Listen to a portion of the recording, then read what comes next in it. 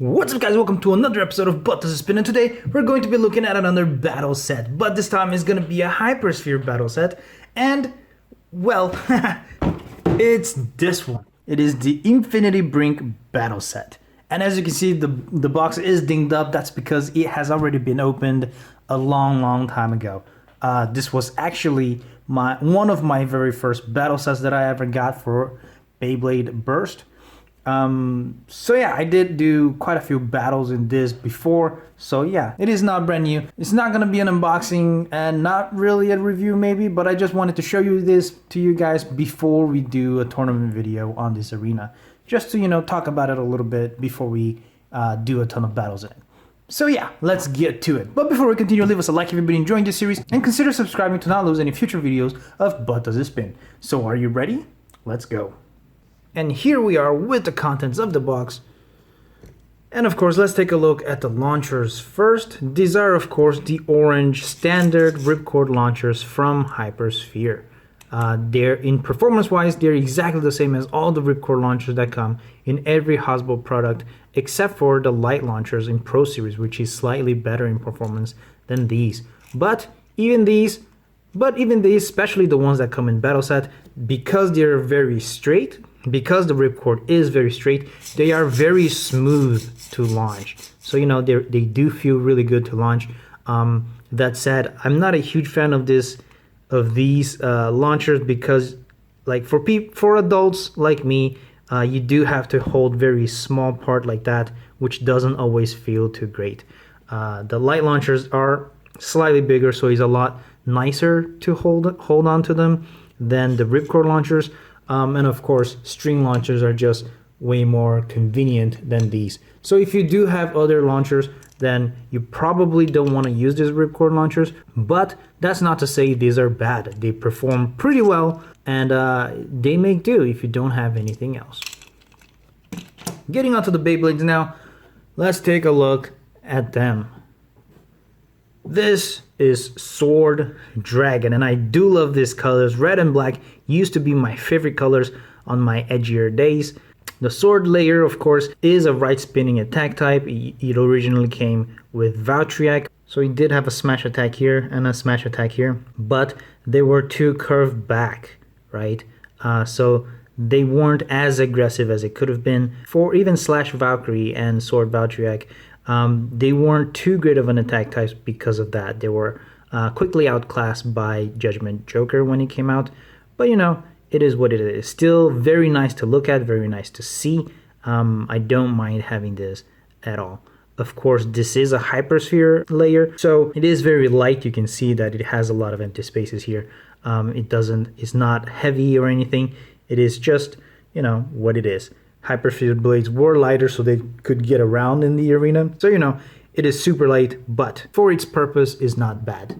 The forge disc that we have here is a spread, and this is a very old forge disc. We used to see these in the single and double layers time. Back then it was okay, as you know, you can see that it is very round, which gave it more life after death. But I think with these Gachinko layers, it might not even scrape. Maybe a little. It might not have any contact with the arena. But on single and double layer, of course, they did because they were smaller. So here it might not be of much use. It does have the weight distributed towards the outside, which helps with stamina. That said, because this is really old, it did get outweighted by other forge discs. So today it is not very great at all. Even for stamina, there are much better discs out there. But you know, it's not too terrible. It does serve its purpose. It does help a little bit, not as much as other discs, but it still can help a little bit. The driver here is Valor, I believe. Valor H for Hypersphere, because of course they always change it. And as you can see, well, most Hypersphere drivers are rounded, so you can see that it is not different here. But I do believe this is more stamina or balance oriented, because it is slightly thinner in comparison to others, as you can see here. But you know, it is what it is. It's round. It will go around just like most Hyperspheres out there. Moving here, now this is interesting. It is Wizard Luinor. So they got the Wizard Fafnir's layer and put Luinor's chip in it. So, it's pretty cool. I do think that the colors are kind of tacky. If they did blue and maybe a darker yellow or maybe even gold color, I think it would have been fantastic. But this blue and this really, really bright neon yellow does seem quite tacky to me. But it is what it is. The idea of having the two dragons working together does seem really cool to me. Of course, this layer is also very light because it is a hypersphere, but it is, within hypersphere standards. It is a left spinning Beyblade. It is quite circular. That said, I don't think it can steal much spin, just because hyperspheres are very light and they don't tend to spin too strongly. But it is what it is. I do think it's a pretty cool idea. I do like both Beyblades that came in this set. Now, the forged disc is an upper, which again is a very old forged disc. I think we used to see this with Horusud, maybe a Minoboros.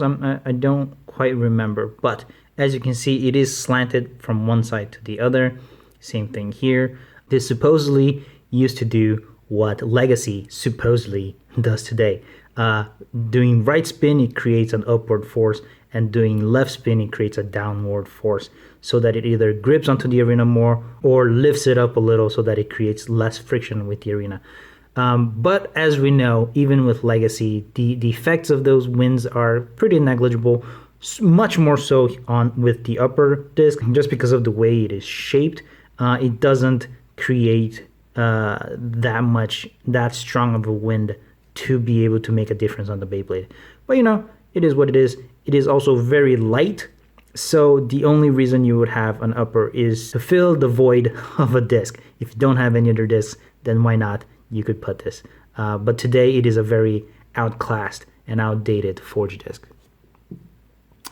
Now, the driver here is a linear H. Pretty cool.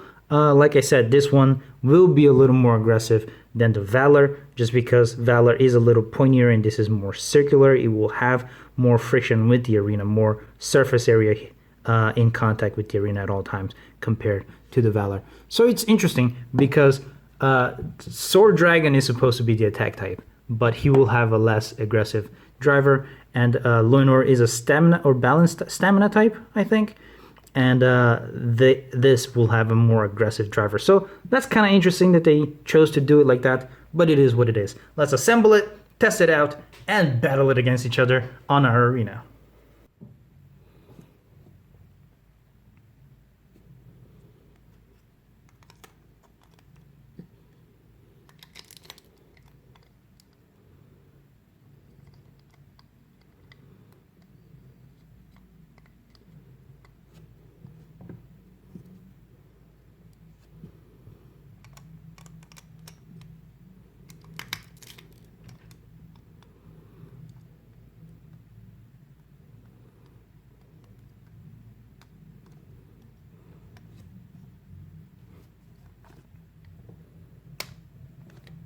And here we are with the arena. As you can see, it is quite scuffed, but this was one of my very first battle sets. And so I had mixed feelings about it because the vertical drop arena doesn't have these little lines in them.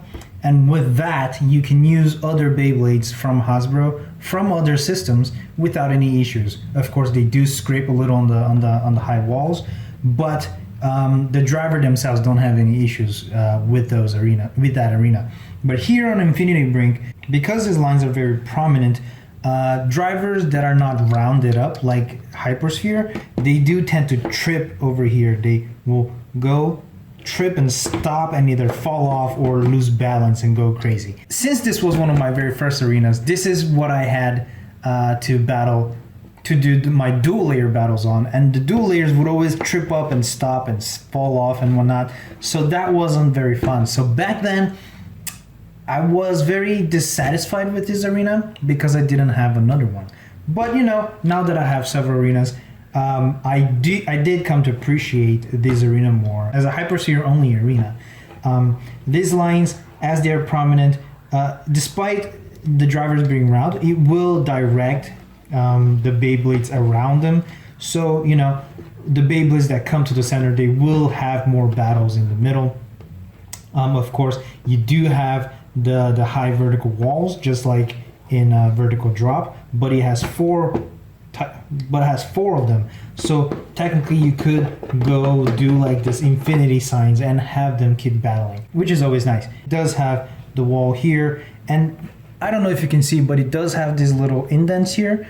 I'm not sure what that is for. I don't really remember Beyblades stopping there before dropping, but I imagine that is what they're for. When Beyblades come up, they would stall a little bit there before coming down. You know, so it's an interesting gimmick. Of course, there are no pockets, but there is a little space between the arena and this outer wall. So, you know, if somehow your Beyblade does tip over up there, it can get stuck, but you know, usually that will probably not happen. So yeah, that's what I had to say in the arena. Let's test them out.